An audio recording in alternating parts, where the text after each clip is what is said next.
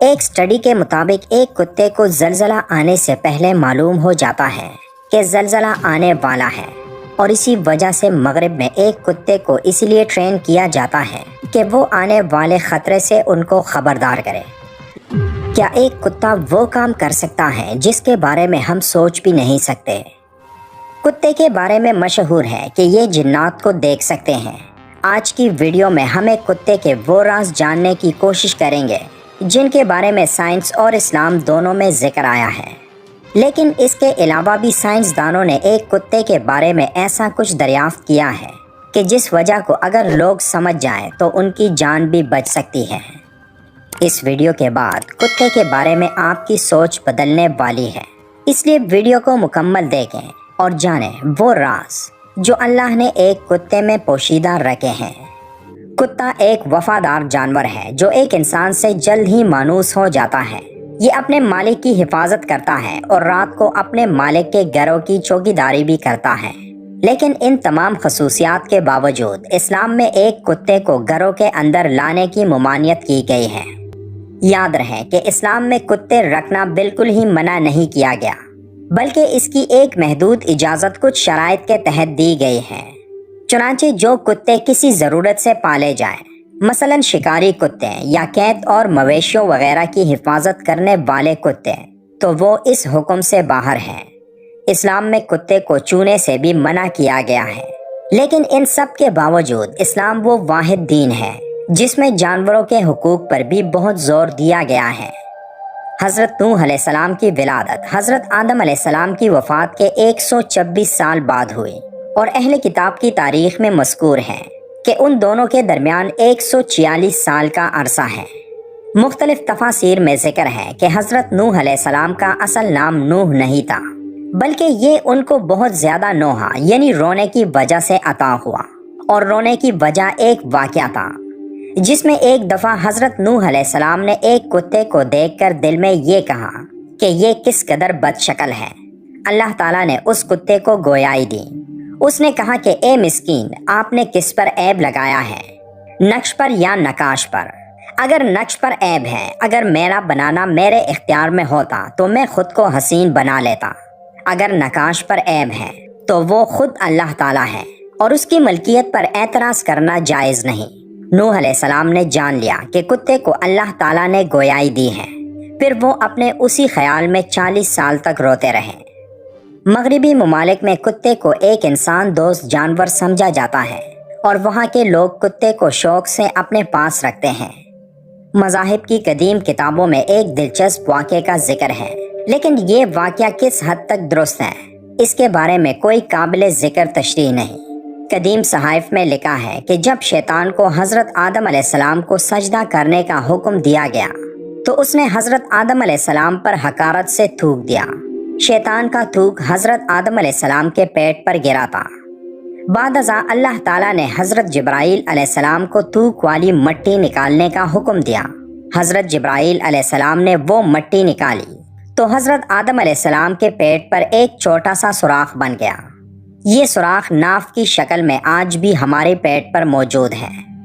واقعے میں ذکر ہے کہ اللہ تعالیٰ نے ناف کی مٹی سے بعد ازاں کتا بنایا تھا، اور اسی واقعے کے مطابق کتے میں 3 خصلتیں ہوتی ہیں۔ یہ انسان سے محبت کرتا ہے کیونکہ یہ انسان کی مٹی سے بنا تھا۔ یہ رات کو جاگتا ہے کیونکہ اسے حضرت جبرائیل علیہ السلام کے ہاتھ لگے تھے، اور یہ انسان پر بھونکتا ہے کیونکہ اس میں شیطان کا تھوک شامل ہے۔ آپ کو یہ جان کر حیرت ہوگی کہ کتا دنیا کی وہ واحد مخلوق ہے جو شیطان کو دیکھ سکتی ہے۔ شاید یہی وجہ ہے کہ رات کے اندھیرے میں جب شیطانوں کے قافلے آسمانوں سے اترتے ہیں تو کتے اوپر دیکھ کر ایک خوفناک آواز نکالتے ہیں۔ اس کے علاوہ ایک اور دلچسپ واقعے کا ذکر بھی قدیم کتابوں میں ملتا ہے، جس کی سند بھی کافی کمزور ہے، لیکن یہ واقعہ آج کی ویڈیو کی مناسبت سے ہے تو اس لیے ویڈیو میں اسے بھی شامل کرتے ہیں۔ لیکن یاد رہے کہ ان دونوں واقعات کے بارے میں یہی دعویٰ کیا جاتا ہے کہ یہ سب من گھڑت کہانیاں ہیں جن کا ذکر صرف قدیم کتابوں میں ملتا ہے۔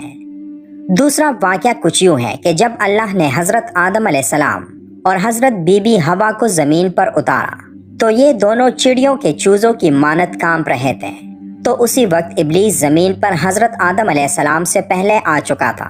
جب اس نے انہیں دیکھا تو وہ دوڑا اور زمین کے درندوں تک پہنچا اور بولا کہ آسمان سے 2 پرندے گرے ہیں، ان سے بڑا پرندہ کبھی کسی نے نہیں دیکھا، چلو انہیں کھا لو۔ یہ سن کر درندے ابلیس کے ساتھ دوڑے۔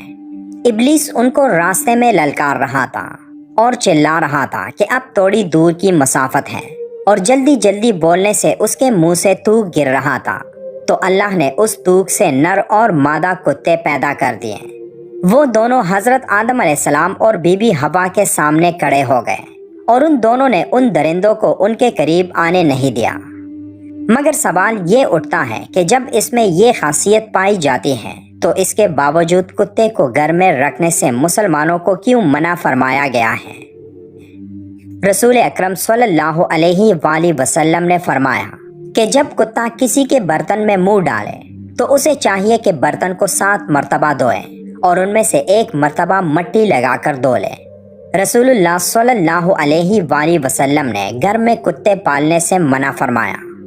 ایک کتے میں اللہ نے ایک زبردست خاصیت یہ بھی رکھی ہے کہ کتے کو زلزلہ آنے سے پہلے معلوم ہو جاتا ہے۔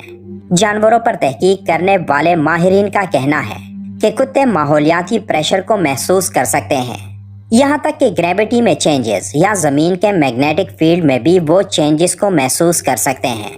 اس بارے میں کافی سائنسی اسٹڈیز کی گئی ہیں کہ کیا واقعی ایک کتا زلزلہ آنے سے پہلے خبردار ہو جاتا ہے۔ 2011 میں جاپان میں آئے خوفناک زلزلے کے دوران ماہرین نے مختلف جانوروں کی عجیب و غریب حرکات نوٹ کی۔ ایک رپورٹ میں کہا گیا کہ زلزلے سے چند منٹس پہلے وہاں گھروں میں موجود کتے اور بلیاں باہر کی جانب بھاگیں اور پوری گلیاں کتوں اور بلیوں سے بھر گئیں۔ مختلف ڈاکٹرز اور سائنسدانوں کا یہ ماننا ہے کہ ایک کتے کے منہ میں خطرناک قسم کے جراثیم موجود ہوتے ہیں جو ایک انسان کو خطرناک بیماریوں میں مبتلا کر سکتے ہیں۔ جرمن ڈاکٹرز کی ایک سٹڈی کے مطابق ایک کتے کے جراثیم سے انسان پر جو زخم ابھر آتے ہیں ان کی تعداد 1% سے کسی طرح کم نہیں، اور بعض ممالک میں تو 12% تک اس میں مبتلا ہو جاتے ہیں۔ اس مرض کا مقابلہ کرنے کی بہترین صورت یہ ہے کہ ان جراثیم کو کتوں تک ہی رہنے دیا جائے اور پھیلنے سے روکا جائے۔ ماہرین کا یہ بھی ماننا ہے کہ زمین کے ہلنے یا زمین سے نکلنے والی گیسز اور کیمیکلز اور زمین کے اندر پانی کے لیول اور تمام قدرتی آفات کی اپنی ایک سمیل ہوتی ہے۔ یہ سمیل یعنی بو انسان محسوس نہیں کر سکتے، لیکن کتے ان کو محسوس کر سکتے ہیں، اور یہی وجہ ہے کہ کتے زلزلہ آنے سے چند لمحے پہلے آوازیں نکالنا شروع کر دیتے ہیں۔ لیکن ان تمام باتوں کے باوجود ایک کتے میں وہ باتیں بھی موجود ہیں جن باتوں کی وجہ سے ایک کتے کے قریب جانا خطرناک ثابت ہو سکتا ہے۔